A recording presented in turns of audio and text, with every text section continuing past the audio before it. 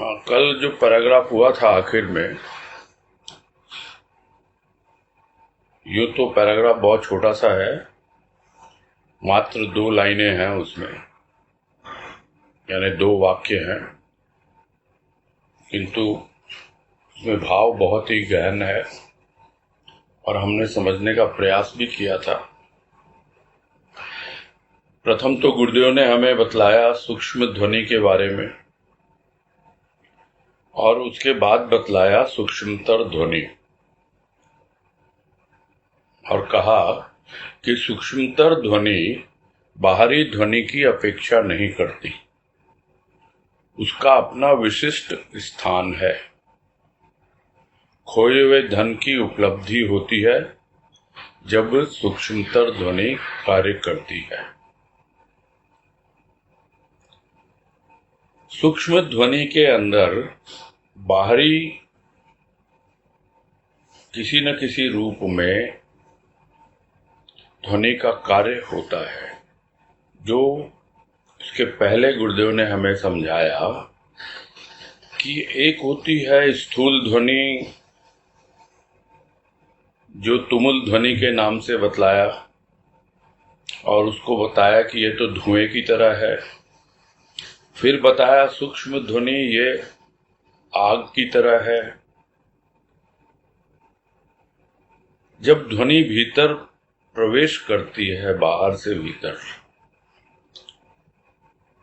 और भीतर में कुछ चिंतन मनन चलता है, कुछ अनुभव होते हैं, तब जाकर जो हमारी प्राचीन विचारधारा है वो बदलती है और हम सूक्ष्म ध्वनि को अनुभव कर पाते हैं।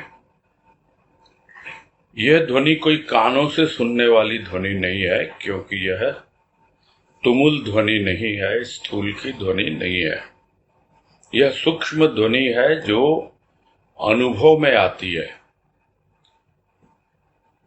यानी शब्दों के साथ शब्द मिलते हैं, भावों के साथ भाव मिलते हैं, आपस में स्पर्श होता है, कुछ आपस में घर्षण होता है, कुछ एक अलग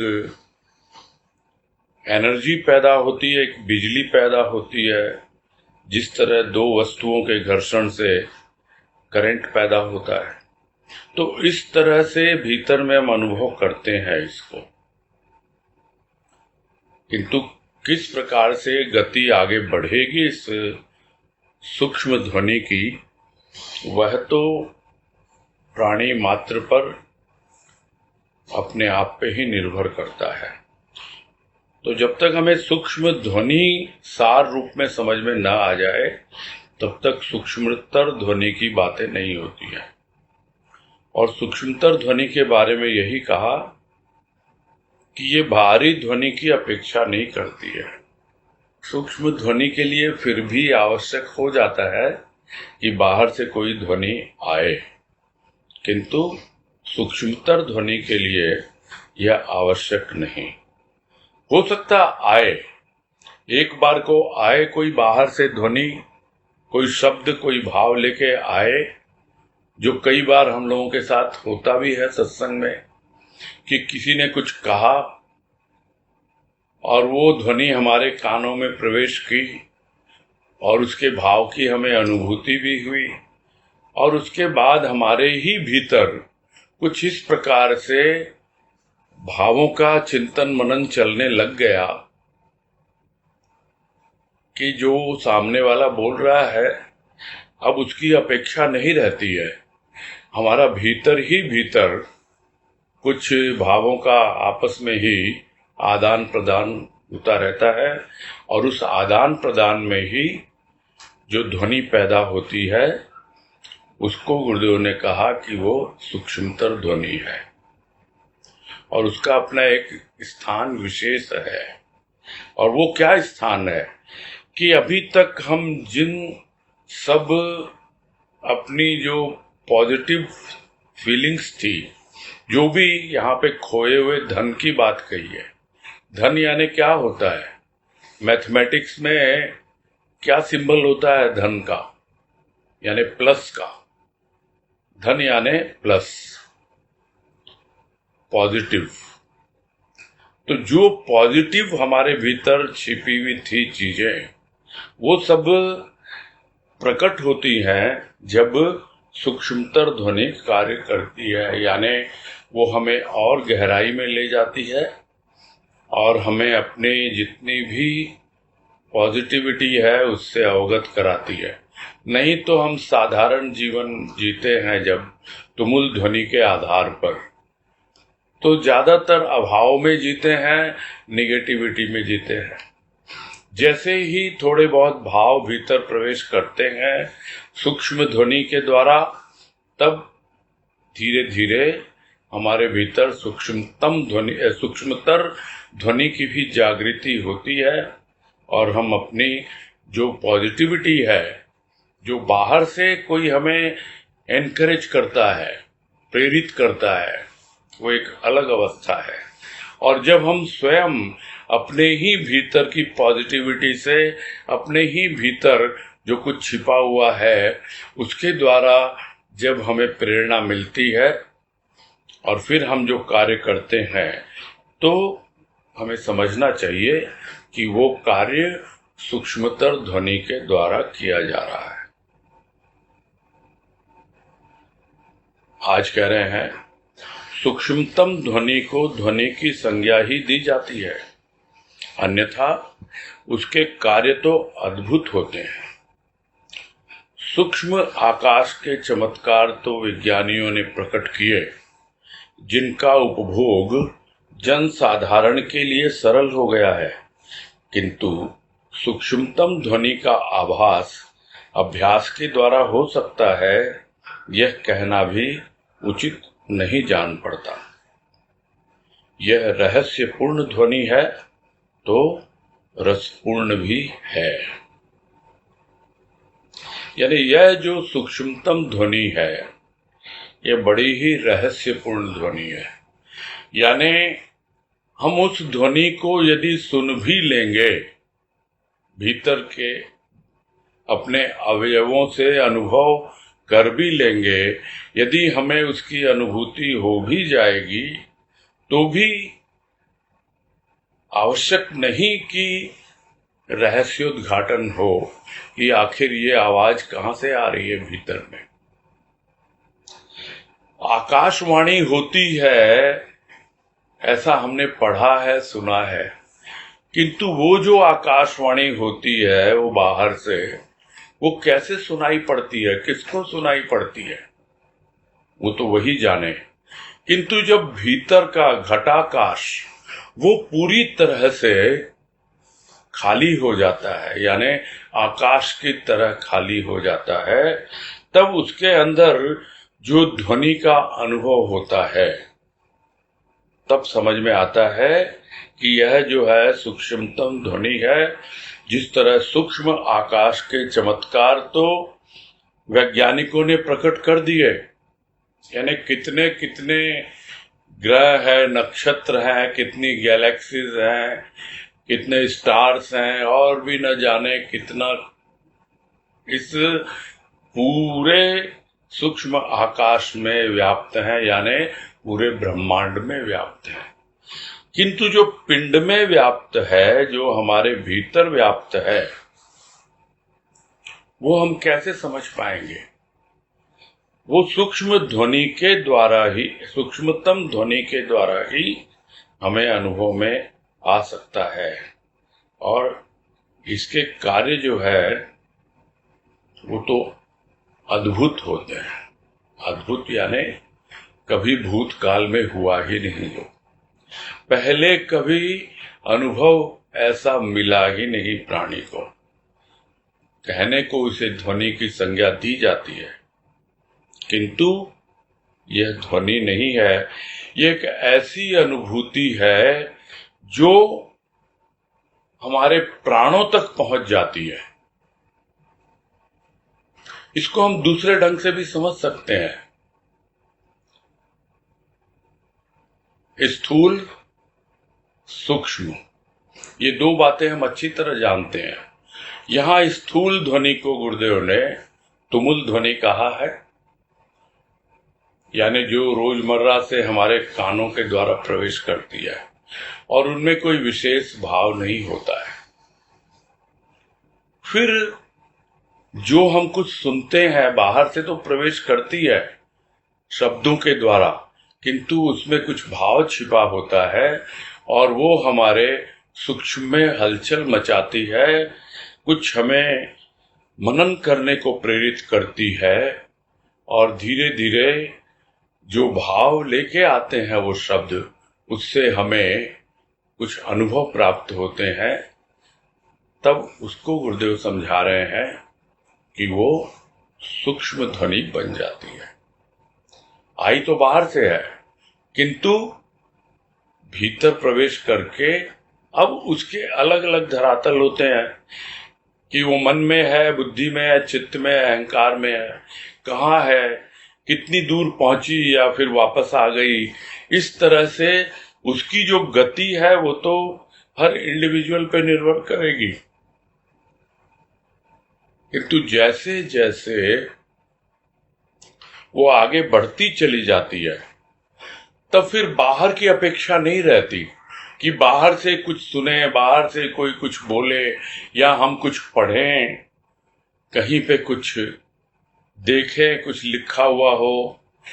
इन सब की जरा भी अपेक्षा नहीं रहती है और अपने भीतर जो आया उसी पर हम चिंतन करते हैं और अनुभव अनुभूति में ही परिवर्तित नहीं होता। हम और आगे बढ़ते चले जाते हैं और तब हम जान पाते हैं कि इस अनुभूति की क्या विभूति है, क्या उसका महात्म्य है। एक वाणी याद आ गई बोलते बोलते, जिसमें कहते हैं गुरुदेव कि अनुभूति की विभूति हमें भी दो गुरुवर। जरा ध्यान पूर्वक सुनिएगा बात। वाणी एग्जैक्टली शब्द हो सकता है इधर उधर हो, किंतु भावार्थ समझने की आवश्यकता है कि अनुभूति की विभूति हमें भी दो गुरुवर। ये भक्त कह रहा है अपने भगवान से। फिर क्या कह रहा है भगवान? यह दी नहीं जाती प्यारे, दी नहीं जाती।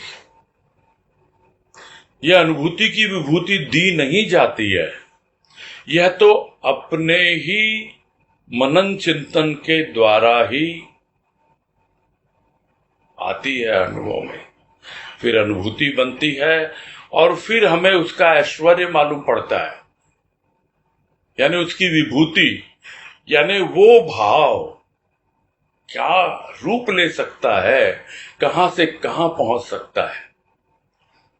किंतु उसके बाद भी वो सूक्ष्म की अलग अलग अवस्थाओं में ही रहता है, यानी सूक्ष्म, सूक्ष्मतर, और फिर जब सूक्ष्मतम होता है तब जैसे आकाश में ध्वनि बड़ी आसानी से फैल जाती है, वैसे ही जब हमारा अंतःकरण पूरी तरह निर्मल हो जाता है, जिसको दूसरे शब्दों में हम समझें कि घटाकाश पूरी तरह खाली हो जाता है, तब वो सूक्ष्मतर से सूक्ष्मतम में पहुंच जाती है।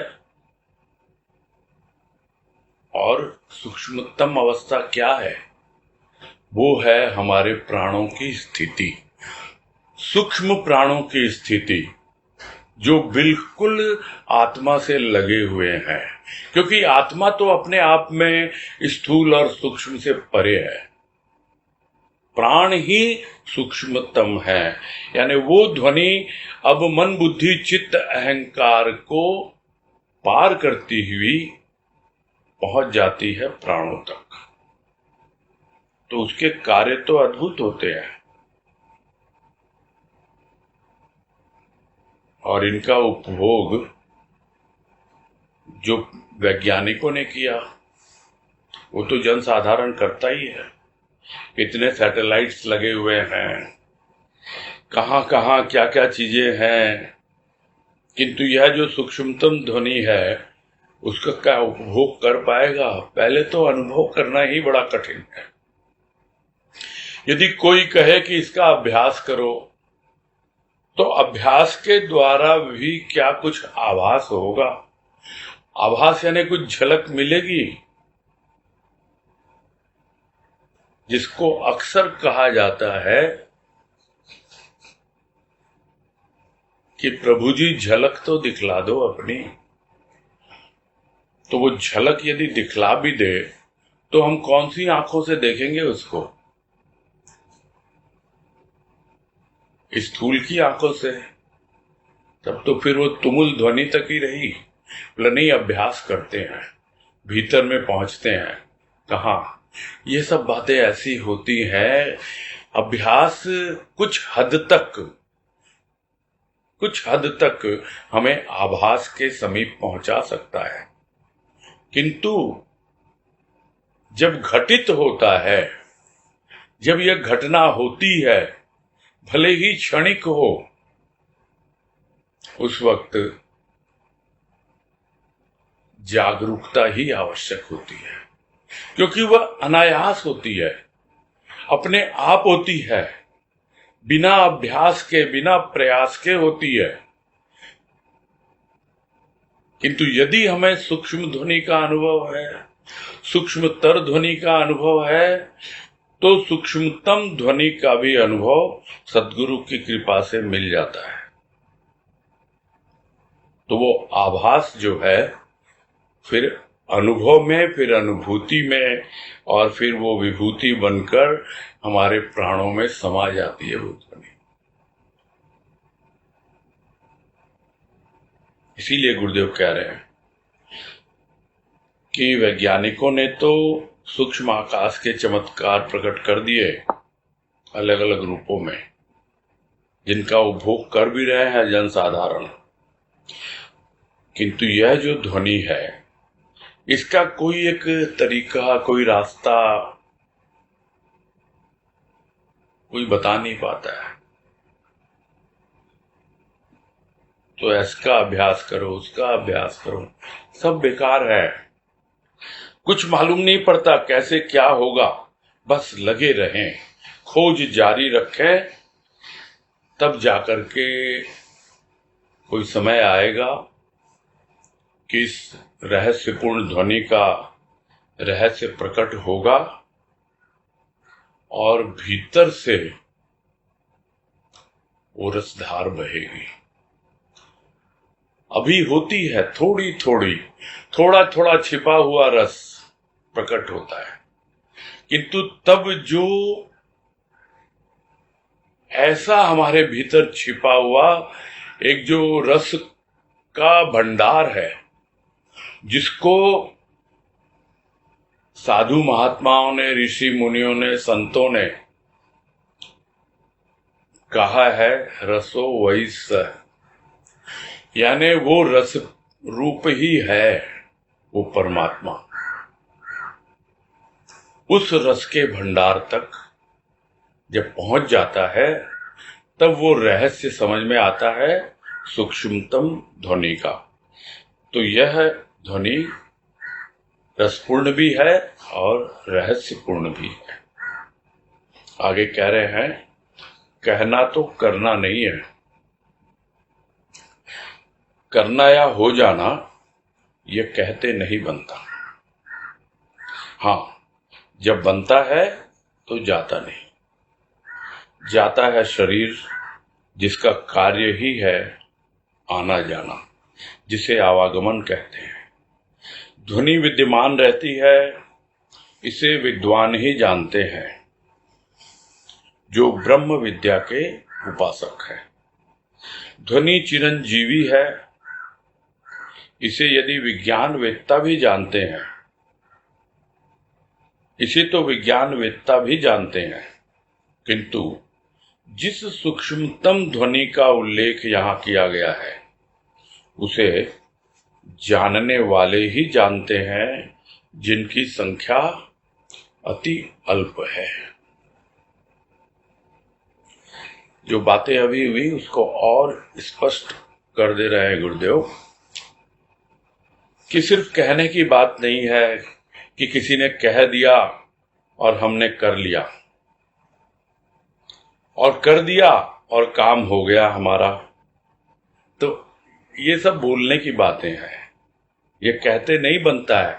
कोई अगर कहे हम तुमको कह दिया ना ऐसे करो ऐसे हो जाएगा, और हम सोचते हैं हमने ऐसा कर लिया और हमारा काम हो गया, ये ऐसा इतना आसान नहीं है। हाँ, किंतु जब हो जाता है काम, बन जाता है, अगर बात एक बार बन जाती है तो फिर हमेशा के लिए बन जाती है। तो जब काम बन जाता है यानी कि रहस्योद्घाटन हो जाता है, जब हम अपने लक्ष्य तक पहुंच जाते हैं तो फिर बार बार आना जाना नहीं होता है, टिक जाता है। ठीक है, जाता है आता है, शरीर आवागमन ही है इसका काम, किंतु ध्वनि तो रहती रहती है। यानी प्राणी उस ध्वनि रूप में ही समा जाता है, क्योंकि वो सूक्ष्मतम ध्वनि प्राणों में पहुंची है और प्राणों के साथ प्राणी का कुछ ऐसा समागम हो जाता है कि और कुछ भी नहीं रहता, एकमात्र प्राण रह जाते हैं। शरीर आए या जाए, मन बुद्धि चित्त अहंकार का खेल क्या हो या न हो, इन सब बातों की उसे जरा भी परवाह नहीं होती, फिक्र नहीं होती। वो इन सब से बहुत ऊपर उठ चुका है। अब प्राणों में सूक्ष्माति सूक्ष्म अवस्था में वो उस ध्वनि का अनुभव कर रहा है, और वहां जो ध्वनि रहती है वो विद्यमान रहती है, प्राणी के प्राणों में समा जाती है वो ध्वनि। और जिसे कहा जाता है कि प्राण पखेरु तो उड़ जाते हैं किंतु ध्वनि यहीं रह जाती है। जो ब्रह्म विद्या के उपासक हैं, यानी जो ब्रह्म ज्ञान के मार्ग पर लगे हुए हैं और जो ध्वनि के ऊपर ध्यान अपना लगाते हैं, ध्यान लगाने की अनेक विधियां हैं, जिसमें एक यह भी है कि तुम सुनो कौन सी ध्वनि हो रही है, और उस ध्वनि के आधार पर वो अपने भीतर छिपे हुए उस ब्रह्म को, उस नाद को प्रकट करना चाहते हैं, और तभी वो उनके हिसाब से यह नाद ब्रह्म कहलाता है। नाद यानी ध्वनि। तो उनके अनुसार जैसे ब्रह्म सर्वत्र विद्यमान है, इस तरह ही नाद भी सर्वत्र विद्यमान है, यानी ध्वनि विद्यमान रहती है, जिसे विद्वान ही जानते हैं जो ब्रह्म विद्या के उपासक हैं। जानते हैं बिल्कुल, जिन्होंने ज्ञान प्राप्त कर लिया वो समझ जाते हैं। और विज्ञानवेत्ता भी कहते हैं, जानते हैं कि ध्वनि जो है चिरंजीवी है। चिरंजीवी यानी हमेशा जीवित रहती है, कभी भी मरती नहीं है ध्वनि। शरीर मर जाएगा, मन बुद्धि चित्त अहंकार भी मर जाएंगे या पूरी तरह से विलीन हो जाएंगे, किंतु ध्वनि ध्वनि रहेगी। आज भी कृष्ण की बांसुरी बज रही है, उसकी ध्वनि अब भी गुंजायमान है। ऐसा उनके भक्त ही नहीं मानते, ऐसा वैज्ञानिक भी मानते हैं। और इसको वो टाइम मशीन के द्वारा, अभी कोई मशीन ऐसी बनी नहीं है, किंतु कल्पना के द्वारा यदि आप उस अवस्था में पहुंच जाओ जिस अवस्था में यह ध्वनि हुई थी बांसुरी की, तो आज भी बांसुरी की ध्वनि सुनाई दे सकती है। अब पता नहीं इसमें कितनी सत्यता है, किंतु जो सूक्ष्मतम ध्वनि है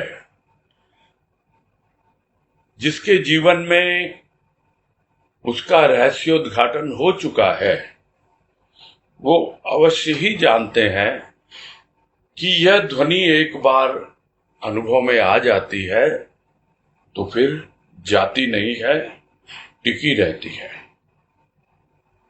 तो विज्ञानवेत्ता तो जानते हैं कि ध्वनि टिकी रहती है, हमेशा रहती है, किंतु जिस ध्वनि का यानी सूक्ष्मतम ध्वनि का यहाँ पे वर्णन किया गया है, उल्लेख किया गया है, उसे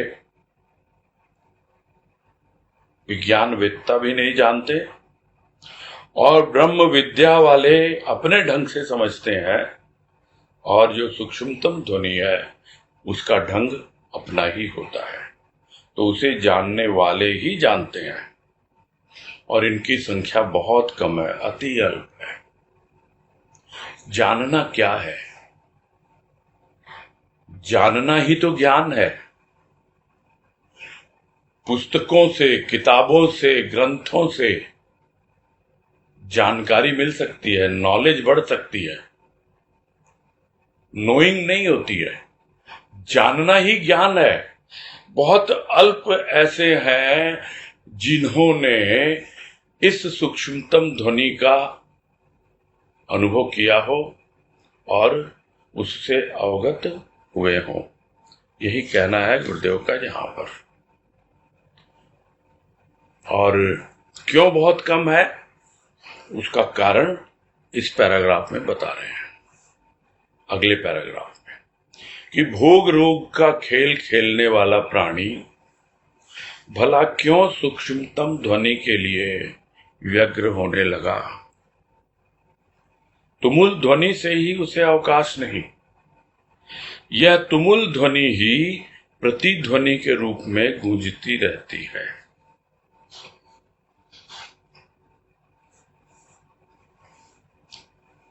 कितनी बार समझाएंगे गुरुदेव? सूक्ष्मतम ध्वनि के लिए व्यग्रता चाहिए, व्याकुलता चाहिए, खोज चाहिए। उसके प्रति हमारा रुझान ही नहीं है। साधारण प्राणी तो भोग में और रोग में, क्योंकि भोग से ही रोग आता है, और यह भोग जो है यह सबसे बड़ा रोग है। मन का रोग है ये। शरीर में रोग बाद में लगते हैं। जब हम किसी वस्तु में, किसी व्यक्ति में, किसी घटना में बिल्कुल लिप्त हो जाते हैं, उससे बाहर निकल नहीं पाते हैं, तब जाकर शरीर रोगी होता है।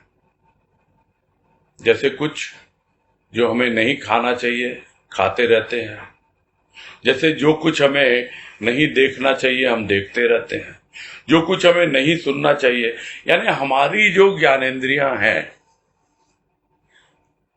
जो पहले भी बात हो चुकी है तन मन के संदर्भ में, कि उन ज्ञानेंद्रियों के जो विषय हैं उसके माध्यम से मन विषयी बना रहता है, और वो मन बिल्कुल लिप्त रहता है इन्हीं विषयों में और भोगी बन जाता है।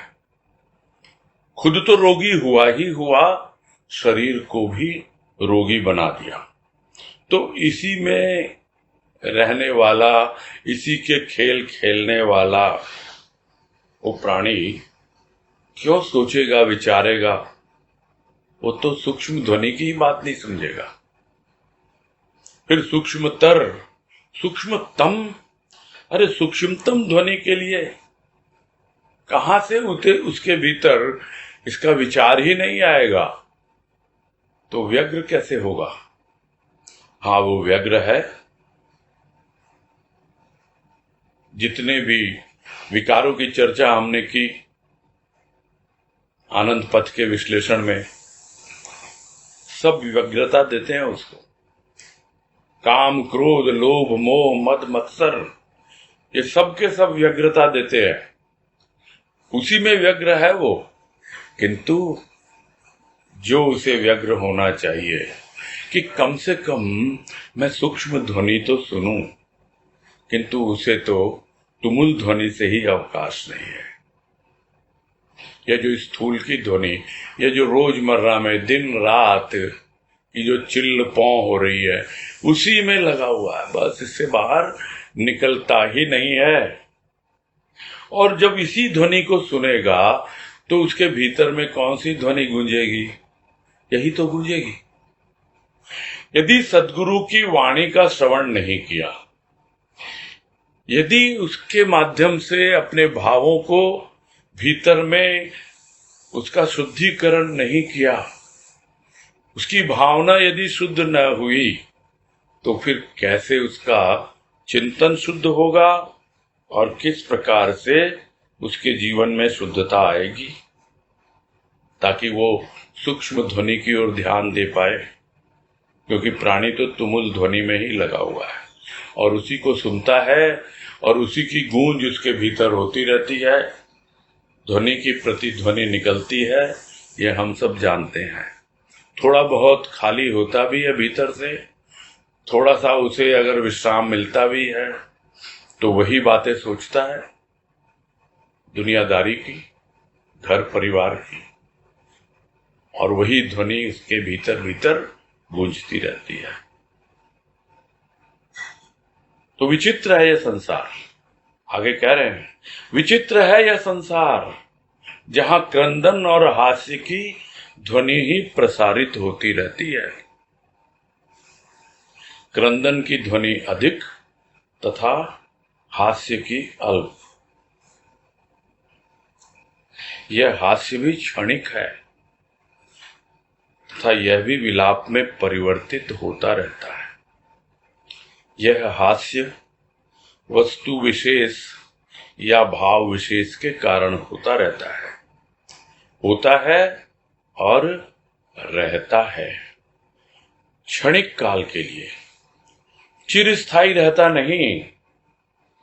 हास्य जब आनंद में बदल जाता है तो रहता ही है, जाता नहीं। अवस्था में तारतम्य हो सकता है किंतु रहता ही है, जाता नहीं।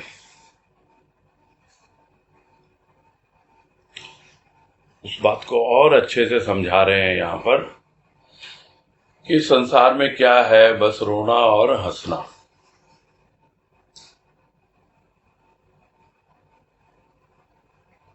रोना और हंसना, और इसी की ध्वनि चारों ओर सुनाई देती है, क्योंकि यही ध्वनि प्रसारित होती रहती है।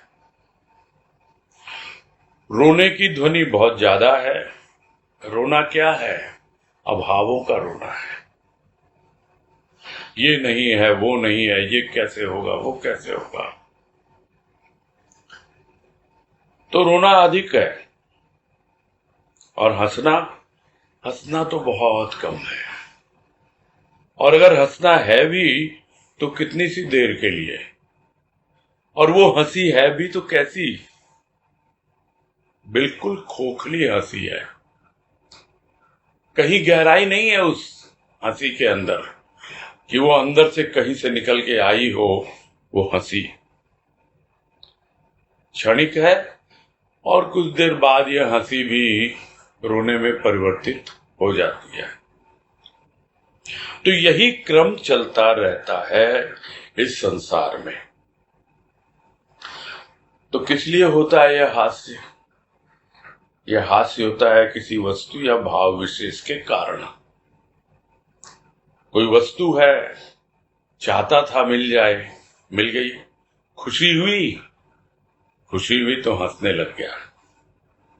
और या फिर कुछ उसके विचार थे, प्रकट किए, लोगों को समर्थन मिल गया, तो लोगों का समर्थन मिल गया, लोगों ने प्रशंसा कर दी तो खुश हो गया, तो हंसी आ गई। यानी जो कुछ भी उसकी कमजोरियां हैं, वीकनेसेस है, उसको ही वो समझ लेता है कि हाँ बस पूरा हो गया। प्रशंसा पाना उसकी कमजोरी है, वो जानता नहीं। किसी ने प्रशंसा कर दी, उसके भीतर एक विशेष भाव पैदा हो गया और वो खुश हो गया। हंसने लगा। कोई वस्तु मिल गई, वो खुश हो गया। तो यह इसके पीछे क्या है? इसके पीछे लोभ है, वस्तु के पीछे प्रशंसा के पीछे क्या है? अहंकार है। ये सब बातें हमने समझी है। तो यह हास्य जो होता है वो भी क्षणिक है और वस्तु विशेष या भाव विशेष के कारण ही होता है, होता रहता है। यानी एक इसके भीतर में परपेचुअलिटी है। होता है, रहता है, होता है, रहता है, फिर चला जाता है। पहले हंसी, फिर रोना, फिर हंसी, थोड़ी देर रही, फिर रोना आ गया। यानी ये क्रम चलता ही रहता है। और यदि है भी वो हंसी क्षणिक, कुछ देर के लिए तो रहती है, किंतु हमेशा के लिए, हमेशा के लिए खुश हो जाए कोई, क्योंकि रोने और हंसने के ऊपर उठना है।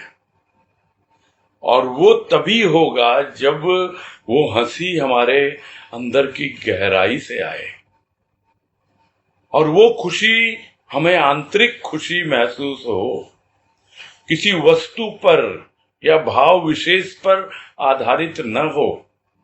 जब अंदर की गहराई में आएगा तब, नहीं तो हम एक भाव विशेष को ही पकड़ के बैठ जाते हैं कि पहले तो ऐसा होता था, ऐसे भाव की अनुभूति होती थी, बहुत अच्छा लगता था, अब तो ऐसा नहीं होता।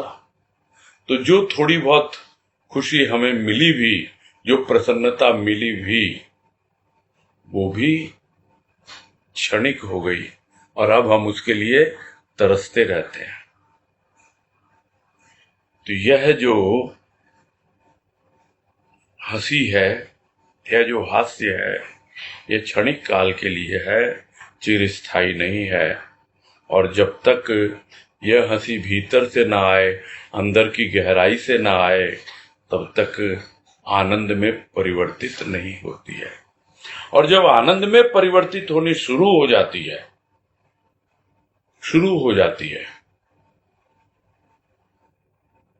समझना होगा आनंद है, कहाँ नहीं है आनंद। ये सब बातें हम बहुत बार सुनते हैं, गुरुदेव ने भी लिखा है आनंद कहाँ, लेख में।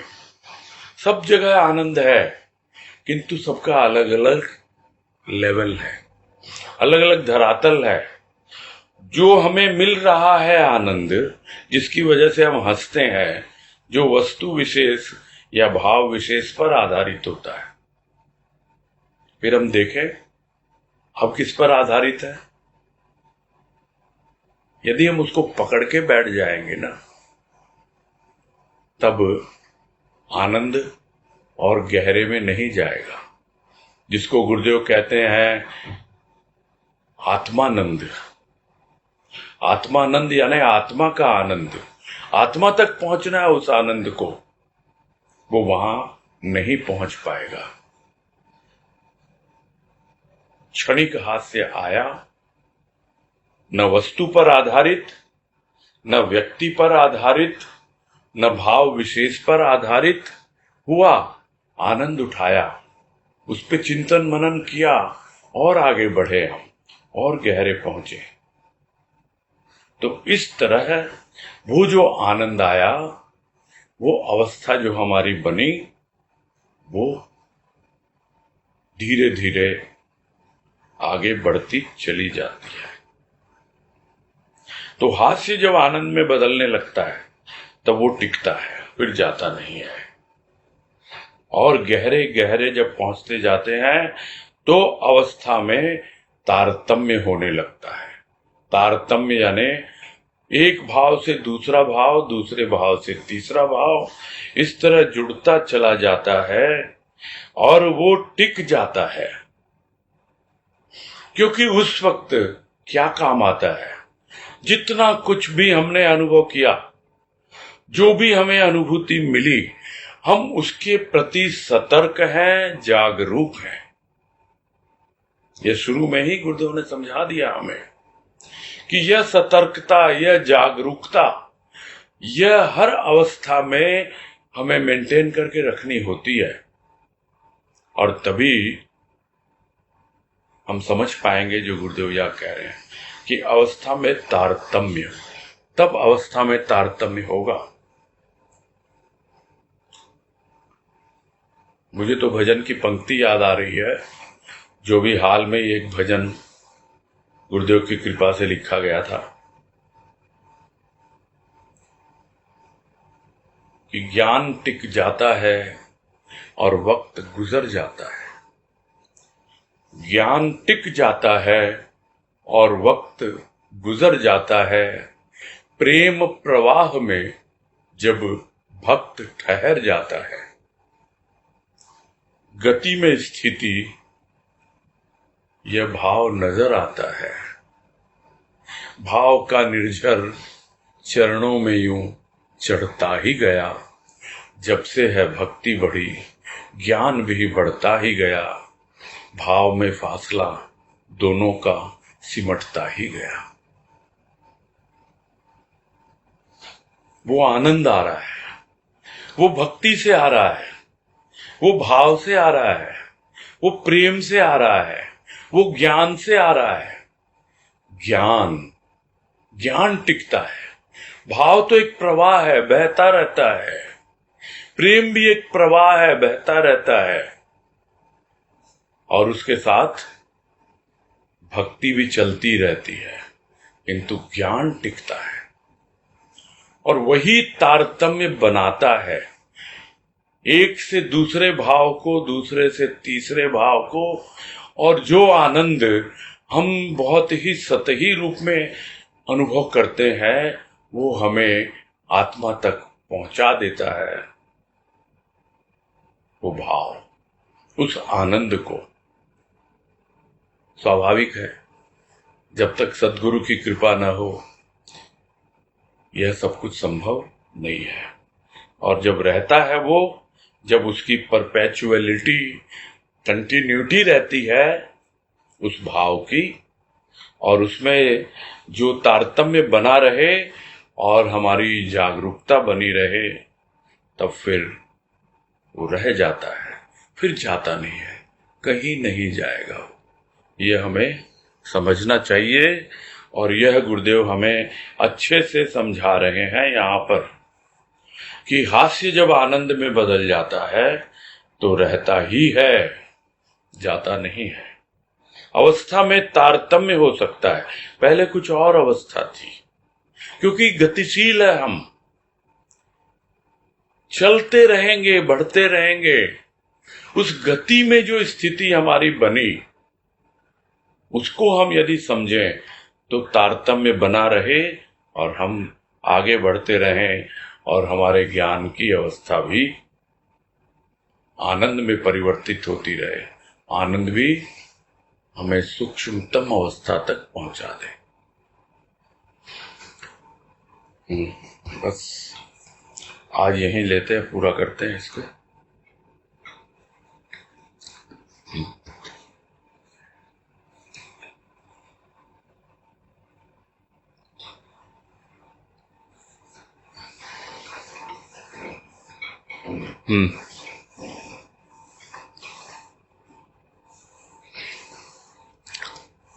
हाँ, हैंड रेज नहीं हुआ।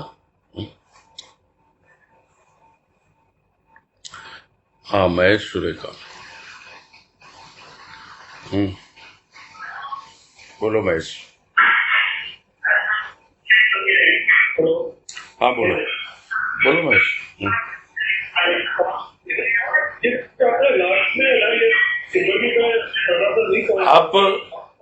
आप नजदीक, आपकी आवाज ठीक नहीं आ रही है। आपकी आवाज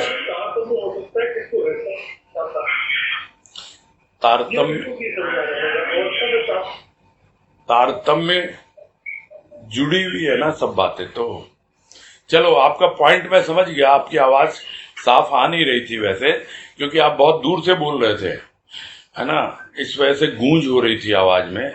कोई बात नहीं है, मैं पॉइंट आपका समझ गया। तारतम्य का क्या मतलब होता है वो समझना चाह रहे हैं आप। यानी प्रारंभ में जब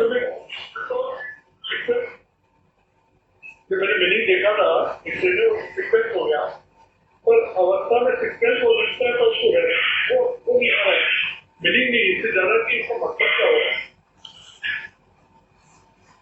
भाव का तारतम्य है ना यहाँ पर। भाई मुझे तो आपकी आवाज ठीक से नहीं सुन रही थी, मैं आपका पॉइंट समझ गया था, है ना। उसकी वजह यही मुझे समझ में आ रही है कि आप माइक के पास नहीं हो, थोड़ी दूर से बोल रहे हो।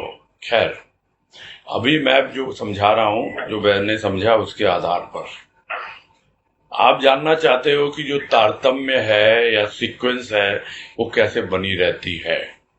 ये अलग अलग अवस्थाएं हैं, एक के बाद एक की दूसरी, दूसरी के बाद तीसरी, और हम सबका अनुभव है। हम कोई नए नहीं है सत्संग में, हम में से ज्यादातर लोग पुराने लोग अभी जुड़े हुए हैं, कुछ नए भी लग रहे हैं, और सब अनुभव करते हैं कि ये भाव का जो प्रवाह है ये बहता रहता है, चलता रहता है, एक भाव से दूसरा भाव, दूसरे भाव से तीसरा भाव, और जब हम भी उसमें गतिशील रहते हैं तो हमारे भाव का जो तारतम्य है वो बना रहता है।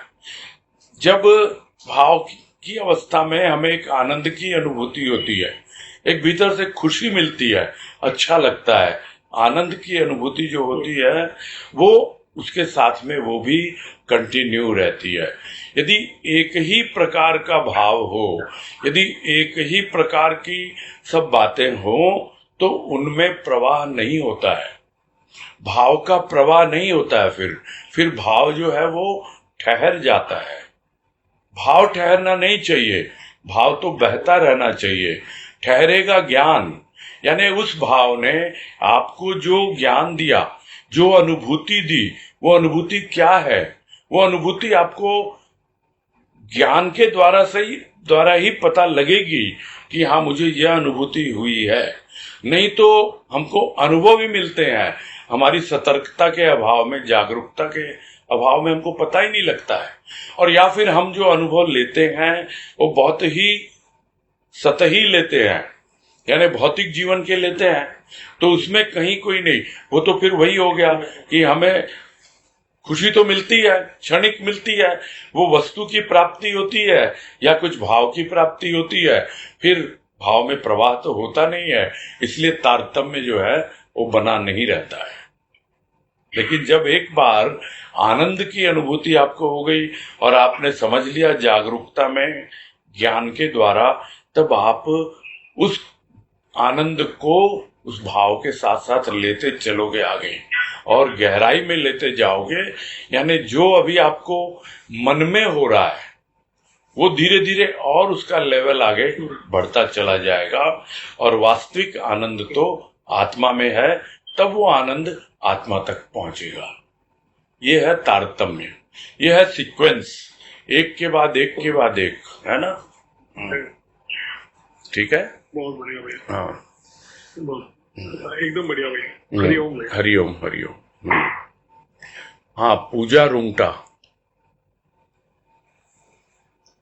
हाँ भैया, मैं मंजू बोल रही हूँ। हेलो। हाँ, समझे नहीं मंजू बोल रही थी बेंगलोर से मैं। है। हाँ, मैं ये बोली थी भैया, ये खोज कैसे होती है और खोज मतलब कैसे करते हैं खोज? नहीं खोज क्या है और कैसे करते हैं, मतलब मुझे मैं पहले समझना चाह रहा हूँ, आपका परिचय ठीक से पता नहीं लगा। बैंगलोर से मंजू रुंगटा। अच्छा, मंजू। हाँ, हाँ, पहले भी एक बार आए थे आप, हाँ, क्वेश्चन किया था आपने। हाँ हाँ हाँ, हाँ, क्या पूछ रहे हैं, बोलिए। ये खोज क्या है, मतलब कैसे करते हैं खोज? खोज का एक प्रवचन है, खोज का एक प्रवचन है गुरुदेव का, उसका शीर्षक ही है खोज। आपको देख लेना, वो बीच में कहीं है, 15वीं या 16वीं संतमणि में है वो खोज शीर्षक है उस प्रवचन का। आप वो प्रवचन पढ़ोगे ना तो आपको पूरी प्रोसेस समझ में आ जाएगी कि कैसे खोज की जाती है। आपका प्रश्न यही है ना कि खोज कैसे की जाती है। हाँ, वो गुरुदेव ने स्वयं समझाया है। आप उसको पढ़ेंगे तो मेरे को उम्मीद है कि आपको समझ में आ जाएगा कि खोज कैसे की जाती है।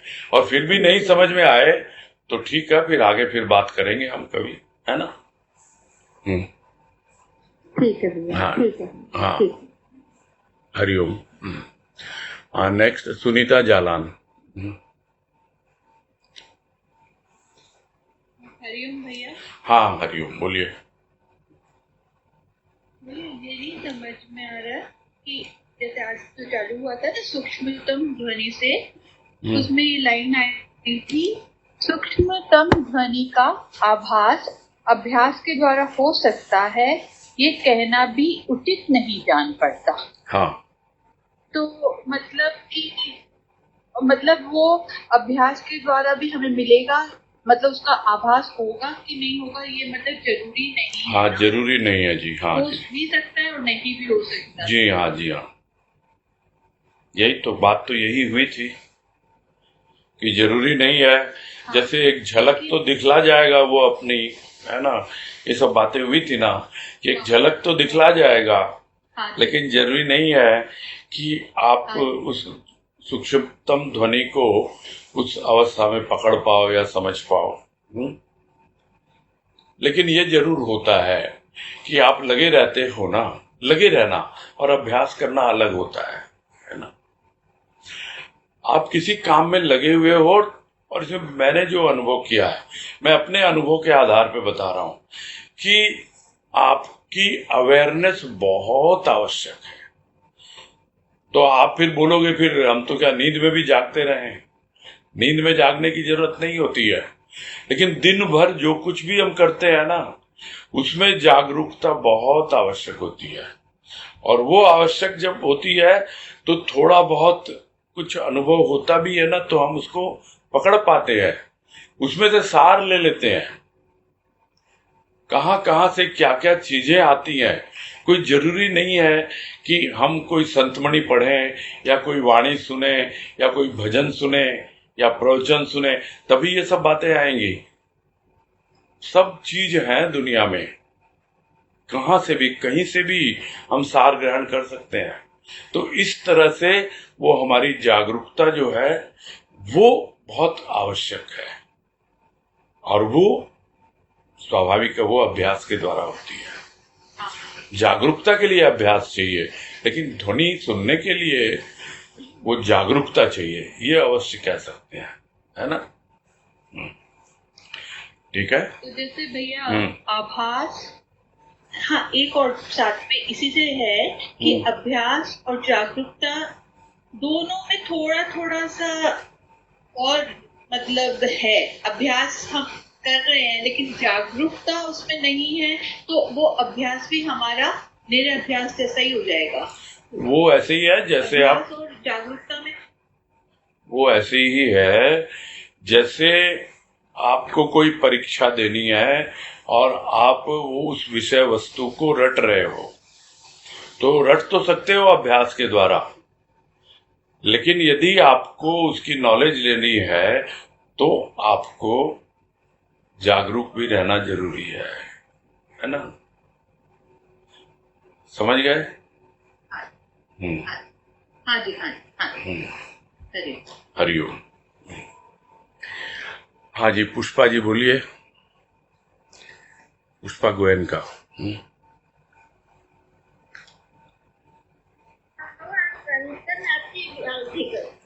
है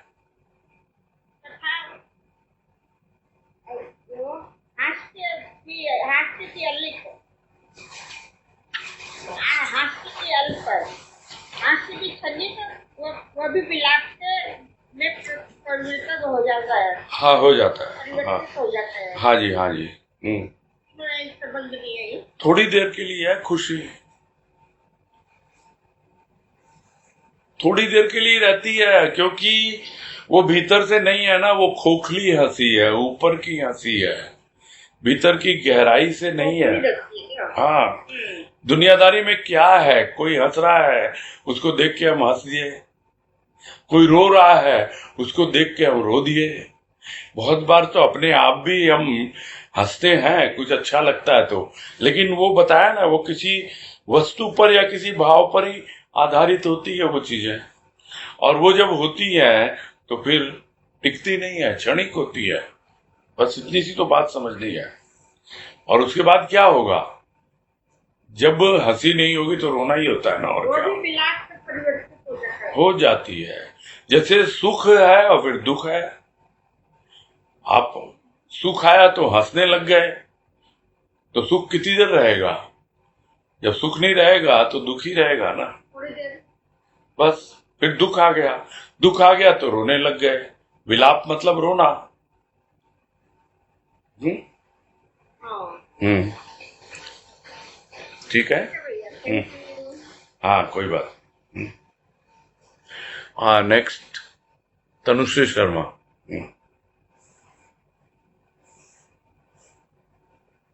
प्रणाम भैया। हाँ बोलिए। ये अवेयरनेस जो है, हम्म, इसी को दृष्टाभाव से देखना बोलते हैं क्या? देखना ठीक नहीं है, वो अपने आप आपके सिस्टम में आ जाती है। आप जो कुछ भी कर रहे हो जानबूझकर सोच समझकर कर रहे हो। ये नहीं कि अरे मुझसे ये हो गया वाली बात नहीं है। आप अगर हो भी गया ना तो आपके नॉलेज में है वो, कि हो गया मुझसे ये चीज है। जागरूकता ये कहलाती है कि आप जागरूक हो। यानी कि अच्छा हो गया क्या, कोई दूसरा बोलेगा आपको आके, अरे भाई आपने तो ऐसा कर दिया। अच्छा मैंने ऐसा किया क्या? क्योंकि आप जागरूक ही नहीं है करते हुए। अब कर दिया, कोई दूसरा आपको पिन पॉइंट कर रहा है, अच्छा कर दिया, चलो ठीक है। बहुत बार तो हम अपने आप को बचाने के लिए ही भोले बन जाते हैं। वो गलती से हो गया होगा, ध्यान नहीं दिया होगा। लेकिन ज्यादातर तो होता यही है कि हम ध्यान देते ही नहीं है, हम जागरूक होते ही नहीं है। यही ज्यादातर होता है ना।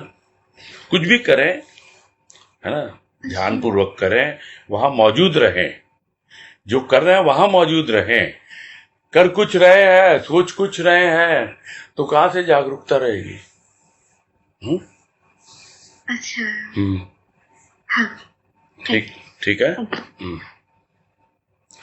हाँ नेक्स्ट। थैंक यू भैया, प्रणाम। हाँ हरिओम। नेक्स्ट है राजकला लड्डा। हाँ भैया प्रणाम। हाँ नमस्कार, बोलिए। हेलो। हाँ बोलिए बोलिए। आपने जो ये बात है कि प्राण पखेरु उड़ जाते हैं तो ध्वनि रह जाती है। मन बुद्धि चित्त अहंकार से का खेल है, वो भी छूट जाता है। ये कुछ समझ में नहीं आई, पूरी क्लियर नहीं हुई बात। ध्वनि यही रह जाती है, प्राण पखेरु उड़ जाते हैं। हाँ जी, क्या समझना है इसमें? ये सूक्ष्मतम ध्वनि की बात है। प्राण चले जाने के हाँ, सूक्ष्मतम ध्वनि की बात। हाँ। तो प्राण पखेरु उड़ गए तो भी ध्वनि रह जाती है। हाँ जी। दोबारा प्राण लेके आते हैं तो ध्वनि फिर हमारे अंदर ही है। हमारे अंदर नहीं है, उस समय निकल गया, वो निकल गया, वो समय निकल गया। फिर ढूंढो उस ध्वनि को। जो आप सुनते होंगे, जो मीरा का जो केस है, कभी ध्यान दिया क्या है? मीरा कौन थी? यही सुनने में आता है ना कि वो भी एक गोपी थी, द्वापर में हुई थी। हाँ, लेकिन वो बहुत ही कुरूप थी और रास रचाने में हिम्मत नहीं होती थी, अतृप्त भावनाएं रहती थी उसकी। फिर एक बार कृष्ण ने देख लिया, बोला कोई बात नहीं है, तुम मत आओ, तुमको फिर से लेंगे जन्म। तब वो ढूंढ रही है उसको, उस बांसुरी को ढूंढ रही है। वो जो बांसुरी उसने सुनी थी, जो बांसुरी उसने द्वापर में सुनी थी, उस बांसुरी को मीरा ढूंढ रही है, उस ध्वनि को ढूंढ रही है। यही है और कुछ नहीं है। दूसरा जन्म ढूंढना पड़ता, मतलब फिर से वापस आध्यात्मिक यात्रा शुरू होती है। हाँ वापस। लेकिन हाँ, यदि आपको उस ध्वनि की पहचान है तो बहुत जल्दी आप पकड़ लेंगे उसको। यदि उसकी पहचान है तो, यदि पहचान है उस सूक्ष्मतम ध्वनि की थोड़ी बहुत भी, तो पकड़ लेंगे। और जो लोग आवागमन से मुक्त हो जाते हैं, तो इसका मतलब प्राण पखेरु भी उड़ गए, प्राण कहाँ समा गए? प्राण दाता में समा गए और ध्वनि यही रह गई। सूक्ष्म तो यहाँ रह ही गया। जो कुछ है मन बुद्धि चित्त अहंकार, यदि उनका बोझ प्राणों पे होगा तो फिर खत्म है ना खेल। फिर तो दोबारा आना ही पड़ेगा। सब कुछ जो है यहीं छोड़ के जाना पड़ता है। ठीक है। ठीक है। हाँ, हरिओम भैया। हाँ, हरिओम हरिओम। हाँ, मैं शुरू से याद कर रहा हूँ अजय बाबू को, अजय बंसल को। वो कोई अंग्रेजी शब्द कहा था उन्होंने जो मुझे समझ में नहीं आया था, तो उन्होंने कहा था कि मैं कल बात करूंगा इसके बारे में। सुन रहे हैं ना अजय बंसल? हाँ भैया, नमस्ते। नमस्ते। फिर मैंने वो जो आपने वो डिक्शनरी बोली थी ना, किशन भगवान, हाँ हाँ, शब्दकोश, तो उसमें देखा था तो उसमें अंतरात्मा आ रहा था। हाँ, कॉन्शियस इज अंतर, जो हमारा अंतःकरण। तो क्लियर हो गया आपको सब? बात समझ में आ गई। अच्छा। हाँ भैया। हाँ हाँ, बस इतना सा बोल देते तो मैं रिलैक्स हो जाता। कोई बात नहीं, थैंक यू। नहीं, थैंक यू। कॉन्सेप्ट क्लियर होना चाहिए, बस यही बात है ना? हाँ भैया, thank you. Okay okay, thank you. हाँ ठीक है, फिर और तो कोई है नहीं अब, है? पूरा किया जाए। जी मेरे।